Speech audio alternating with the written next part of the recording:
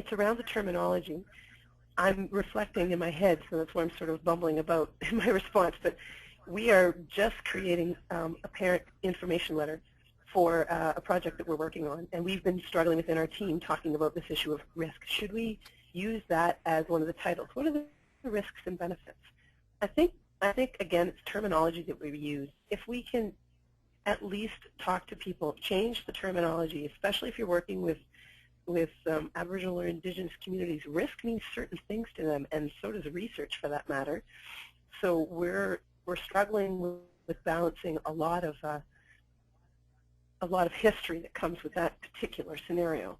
But I think talking to people about considerations, what are the things that the communities should consider when they are engaging in research? Then within that language, you are still able to talk about the fact that, perhaps the communities need to consider who owns the data, who will use the data, how they'll use the data. But especially in those scenarios, I acknowledge that it is extremely difficult to talk openly about those issues. And but I don't think researchers should shy away from it. I think you should become very good at it and very good at finding ways to move that conversation forward without hiding behind the fact that, oh, there's no risks and we should just keep moving.